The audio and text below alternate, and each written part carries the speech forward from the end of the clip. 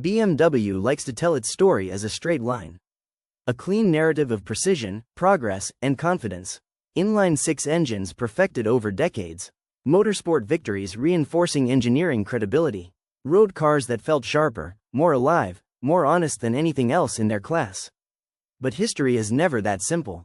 Before the engine that almost destroyed BMW, the company was standing on a fragile balance. A balance between tradition and ambition. Between motorsport purity and mass production. Between engineering pride and commercial reality. To understand why the S54 became so dangerous, you have to understand what BMW was trying to protect. By the late 1990s, BMW's identity was inseparable from one mechanical concept: the naturally aspirated inline-six. Smooth, perfectly balanced, linear in power delivery, and emotionally engaging. While competitors experimented with turbochargers, V6 layouts, and early electronic intervention, BMW doubled down on mechanical purity. This wasn't marketing, it was religion. Engines like the M20, M30, and later the M50 and M52 families defined what a BMW felt like. Throttle response mattered more than peak torque. Rev range mattered more than numbers on paper. A BMW engine was supposed to invite the driver to work it hard, to chase the red line, to feel connected to moving parts rather than insulated by technology. Nowhere was this philosophy more extreme than inside BMW M. The M division wasn't created to sell volume. It existed to prove that BMW engineering could survive motorsport abuse and still behave on public roads. The original M88 and S14 engines were not softened race engines. They were race engines barely civilized enough to be street legal. That mindset never disappeared. Through the 1980s and 1990s, every M engine pushed closer to the mechanical edge. Higher compression, more aggressive cam profiles, tighter tolerances, higher rev limits. Each generation delivered more power without turbocharging, without sacrificing throttle response, without betraying the core idea. And customers rewarded BMW for it. By the time the E46 generation arrived, BMW wasn't just respected. It was dominant. The 3 Series was the benchmark. Journalists didn't ask whether it was the best sports sedan anymore. They asked how close competitors could get. The M3 badge carried enormous weight. Whatever engine BMW chose next would not just power a car. It would define the brand's future. Internally, expectations were brutal. The new M3 had to outperform the E46 in every measurable way. More power, higher revs, stronger character, and it had to do it while meeting tighter emissions regulations, stricter noise limits, and global reliability expectations. This was no longer a low-volume homologation special.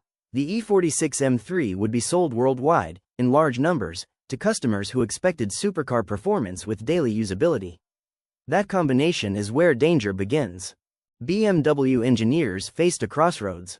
Turbocharging was already an option on the table. It promised easy power, thermal efficiency, and flexibility. But turbos came with lag, complexity, and something far worse in BMW's eyes: philosophical compromise.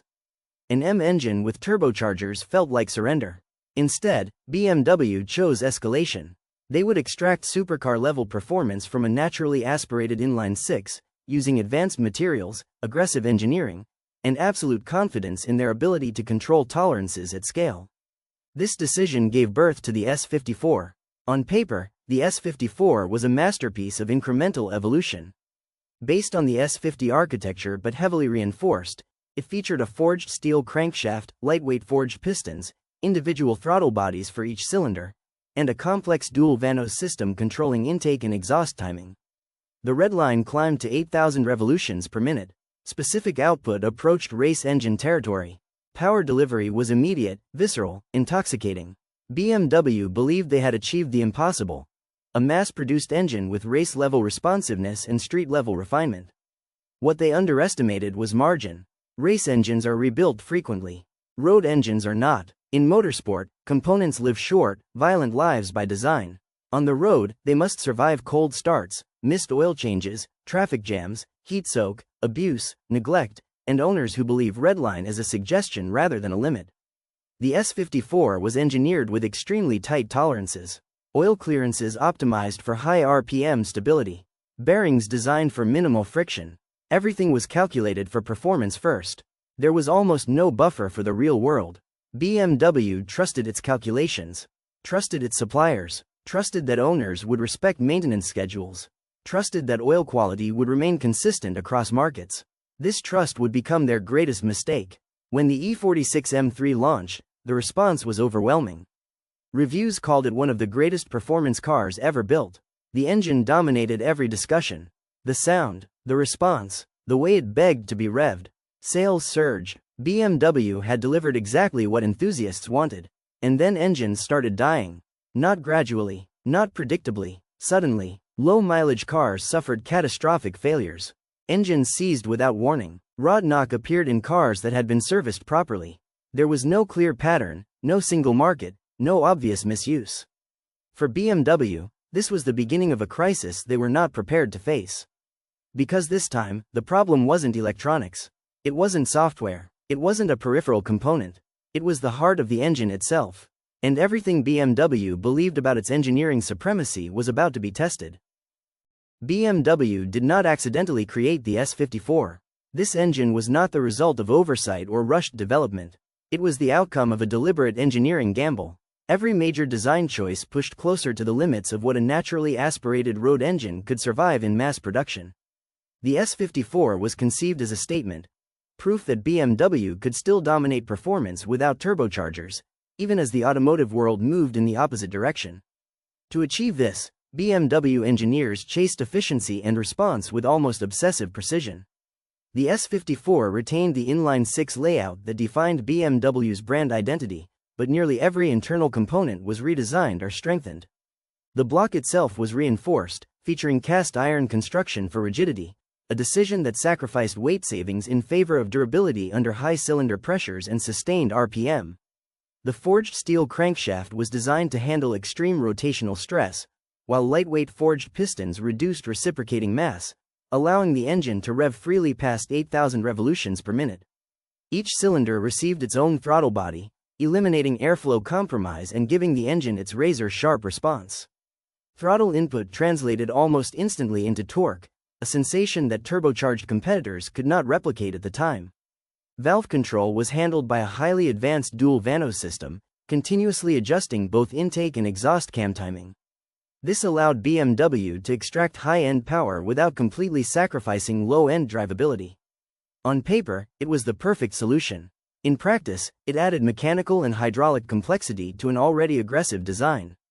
Oil pressure was no longer just lubrication.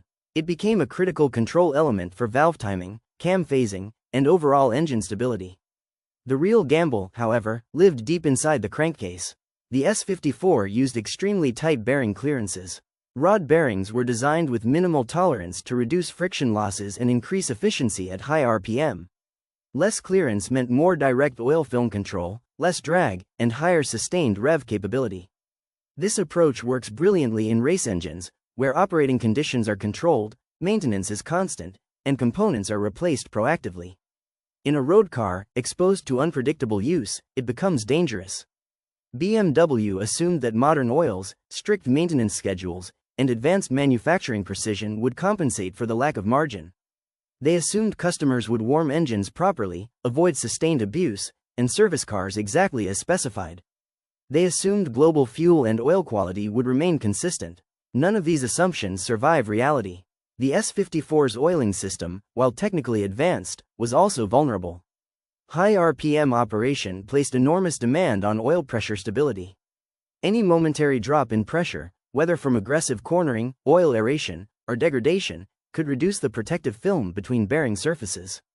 Once that film weakened, wear accelerated rapidly. The engine did not give gradual warnings. There was no limp mode for bearing failure. Once damage began, it progressed violently and irreversibly. Adding to the risk was the S54's operating character. This was an engine that encouraged drivers to rev it hard. BMW marketed the red line. Reviewers celebrated the high RPM experience. Owners used the performance as intended.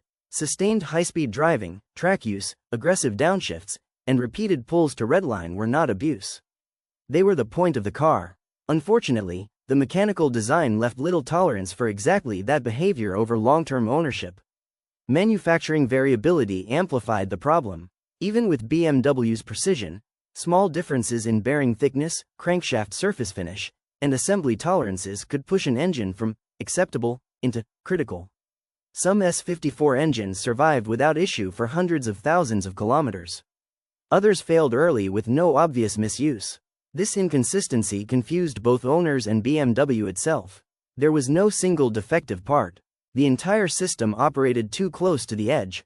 As failures accumulated, BMW engineers began internal investigations. Oil analysis revealed abnormal bearing wear patterns. Tear downs showed copper exposure on rod bearings far earlier than expected. The engine was effectively consuming itself under certain conditions. The design had achieved incredible performance, but it had done so by eliminating safety margins that mass production depends on. At this point, BMW faced a dilemma with no clean solution. Redesigning the engine internally would require acknowledging a fundamental flaw in the flagship M powerplant. That admission carried reputational risk far greater than a typical recall. The M division was built on the idea that BMW knew better, engineered better, and understood performance more deeply than its competitors. Admitting miscalculation threatened that image. Initially, BMW attempted incremental fixes. Updated bearing materials were introduced. Oil recommendations were revised. Software changes adjusted rev behavior during cold operation. These measures reduced some failures but did not eliminate the core issue. Engines continued to fail, and the randomness of the failures made the situation worse. Owners lost confidence. Enthusiast forums filled with engine failure reports. Legal pressure began to mount. The S54 had become a liability not because it was poorly engineered, but because it was engineered too aggressively for the reality it lived in.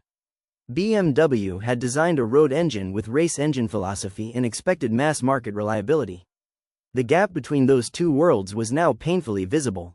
What made the situation truly dangerous was scale. The E46 M3 was not a niche product.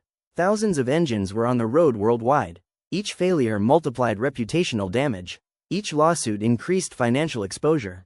BMW could no longer contain the issue quietly. The gamble they took to protect their engineering identity was now threatening to dismantle it. By the early 2000s, BMW reached a breaking point. The company had to choose between protecting its image or protecting its future. The next decision would define not just the S54, but the direction of BMW performance engineering for decades to come. By the time BMW publicly acknowledged the scale of the S54 problem, the damage was already spreading faster than the company could control. Engine failures were no longer isolated anecdotes shared quietly between owners. They were documented, analyzed, and debated across forums, dealerships, and legal offices worldwide. For a brand built on engineering authority, losing control of the narrative was almost as dangerous as the mechanical failures themselves. BMW's initial internal response focused on containment. Engineers attempted to identify usage patterns that could explain the failures. Track abuse, missed oil changes, improper warm-up, aggressive driving, but the data refused to cooperate. Engines with meticulous service histories failed alongside neglected ones. Cars driven gently suffered the same fate as those pushed hard. There was no reliable behavioral explanation, and that reality forced BMW to confront the unthinkable. The issue was not misuse. It was design tolerance. Once that conclusion became unavoidable, the situation escalated from engineering concern to corporate crisis. BMW M engines were not supposed to fail quietly. They were supposed to be overbuilt, trustworthy, and resilient. The idea that a flagship M engine could self-destruct without warning threatened decades of brand equity. Customers did not buy M cars expecting perfection, but they expected honesty and durability. BMW had to act decisively or risk permanent damage. The recall that followed was unprecedented for the M division. BMW issued a global service action covering thousands of vehicles across multiple markets. The core of the fix involved replacing the rod bearings with revised components featuring improved materials and slightly altered tolerances. Oil pumps were inspected. Software updates were applied to limit aggressive cold operation. In some cases, engines showing advanced wear were replaced entirely. This was not a simple recall. Each engine required partial disassembly. Labor hours were enormous. Dealerships had to be trained. Parts logistics became a nightmare. Every repaired engine represented both a financial loss and a public admission that BMW's engineering judgment had failed. The cost ran into hundreds of millions of dollars, but the financial impact was only part of the problem. The psychological impact was worse. BMW M had always positioned itself as the rational enthusiast's choice. Emotional, but engineered. Passionate, but precise, the S54 recall shattered that illusion. Suddenly, owning an M car meant worrying about catastrophic failure. Buyers hesitated, used market values fluctuated wildly depending on recall status. Trust, once lost, proved difficult to rebuild. Internally, the recall triggered intense reflection. Engineers were forced to analyze how a company with BMW's resources and experience could miscalculate so severely. The answer was uncomfortable. The S54 was not an accident of negligence. It was the result of cultural pressure. Pressure to outdo the past. Pressure to avoid turbocharging. Pressure to deliver a technical masterpiece that upheld tradition at any cost. That cost had finally arrived. The recall also exposed a deeper vulnerability in BMW's engineering philosophy. Motorsport-inspired design had always been a selling point, but motorsport environments tolerate failure differently. Race engines are rebuilt, inspected, and replaced regularly. Road cars must endure years of unpredictable use. The S54 blurred that boundary too aggressively. BMW learned that translating race-level tolerances into mass production demanded safety margins they had chosen to eliminate. Publicly, BMW framed the recall as a proactive quality measure. Privately, it was an admission of systemic miscalculation. The company began reassessing not just the S54, but the entire future of M powertrain development. The idea of endlessly increasing RPM and tightening tolerances suddenly looked reckless. Performance alone was no longer the metric. Longevity, thermal stability, and global reliability took priority. For owners, the recall created a permanent divide. Early cars without updated bearings became symbols of risk. Later revised engines gained reputations as safer, though never fully immune. Even today, the phrase, rod bearing failure, remains inseparable from the S54's legacy. The engine's brilliance is always mentioned alongside its fragility. Ironically, the recall did save BMW from something worse. Without it, lawsuits would have multiplied. Regulatory pressure could have followed. The M brand might have suffered long-term erosion beyond repair. By absorbing the financial hit and publicly addressing the issue, BMW preserved enough credibility to move forward. But the damage had already shaped the future. From this point onward, BMW would never design an M engine the same way again. The company had crossed a line and paid the price. The recall was not just a repair campaign. It was a turning point. A moment when engineering pride collided with commercial reality and lost. The S54 survived. BMW survived, but the philosophy that created it was already dying. The S54 did not die after the recall. On paper, BMW had fixed the problem. Revised bearings, updated procedures, tighter quality control. Engines returned to the road, and failures became less frequent. But something far more important than a component had already broken. Trust inside BMW's own engineering culture was gone. The S54 had proven that the traditional M formula, taken to its extreme, was no longer sustainable. For decades, BMW M engineers believed that naturally aspirated engines were the purest expression of performance. Power delivery without delay, linear response, mechanical honesty. Every improvement came from better breathing, higher revs, and tighter tolerances. The S54 represented the absolute peak of that ideology. It also exposed its fatal weakness. There was nowhere left to go without crossing into unacceptable risk. As emissions regulations tightened worldwide, the situation worsened. To meet new standards, engines needed more precise combustion control, lower cold start emissions, and reduced fuel consumption. High-revving naturally aspirated engines were becoming liabilities. They produced their power at high RPM, exactly where friction, heat, and wear increased exponentially. The S54 already lived on the edge under early 2000s regulations. Under future rules, it would have been impossible. Internally, BMW began redefining what performance meant. Instead of chasing peak RPM, engineers focused on usable torque, thermal efficiency, and long-term durability. This shift quietly marked the death of the old M doctrine. Naturally aspirated engines were no longer treated as sacred. They became just one tool among many, no longer the defining feature. The next generation made this clear. The S65 volts 8 in the E46 M3 still carried the naturally aspirated torch, but it was already a compromise. Higher displacement replaced extreme RPM escalation. Stronger internals added weight. Safety margins increased. It was spectacular, but also expensive, complex, and short-lived. The lessons of the S54 haunted every design decision. Behind closed doors, turbocharging was no longer taboo. Forced induction offered something naturally aspirated engines could not: flexibility. Power could be increased without raising redlines. Torque could be delivered lower in the rev range. Thermal loads could be managed more predictably. Most importantly, engineers could design engines with meaningful safety margins and still meet performance targets. When BMW finally unveiled turbocharged M engines, backlash was inevitable. Enthusiasts accused the brand of abandoning its soul. Throttle response was criticized. Sound was debated endlessly. But from an engineering standpoint, the decision was inevitable. The S54 had proven that emotional purity alone could not justify mechanical vulnerability at scale. The S55 and later the S58 engines were direct responses to the S54 crisis. Stronger bottom ends, robust oiling systems, conservative redlines, extensive cooling. These engines were designed to survive abuse, global conditions, and long-term ownership without relying on perfect behavior from drivers. They were not as raw, but they were sustainable. BMW M had evolved from a philosophy of defiance to one of control. Ironically, the S54's failure preserved the future of the M brand. Without that painful lesson, BMW might have continued escalating naturally aspirated designs until the consequences were far worse. The engine forced a strategic retreat, allowing BMW to rebuild performance engineering around durability, scalability, and compliance. The naturally aspirated M engine did not disappear overnight, but its fate was sealed. The S54 was the warning shot. Everything that followed was damage control disguised as progress. BMW did not abandon its roots willingly. It was pushed away by physics, regulations, and the harsh reality of mass production. The S54 did not just end an era. It proved that the era could not survive.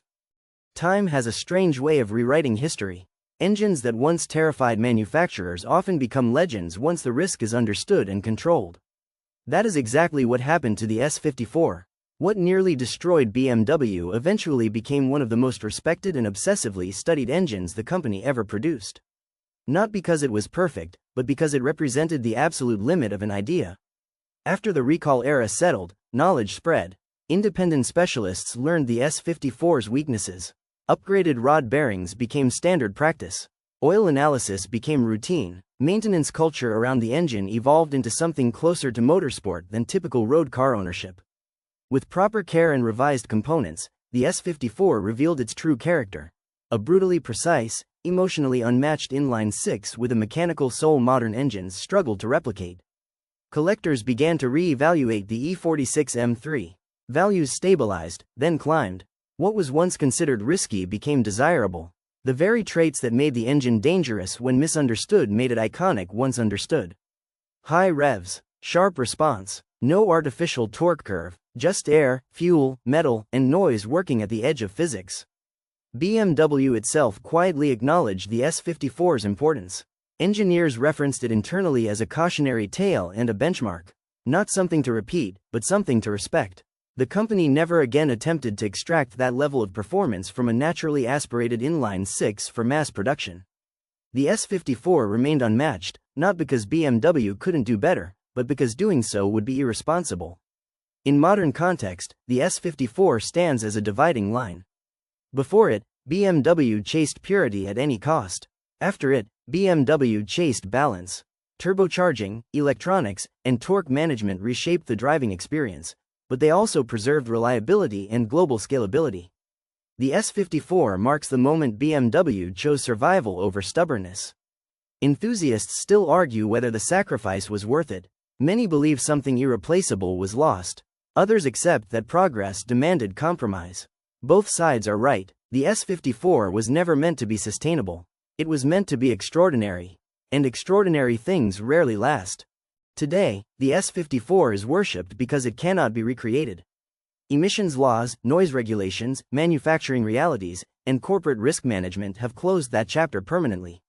What remains is a mechanical artifact from a brief moment when engineers were allowed to push too far. The engine that almost destroyed BMW did something more important. It forced the brand to evolve. It saved BMW from repeating the same mistake on a larger, more catastrophic scale. And in doing so, it earned its place not just as a great engine, but as a defining one. The S54 did not fail because BMW forgot how to engineer. It failed because BMW believed too strongly in what it used to be. And that is why it changed BMW forever.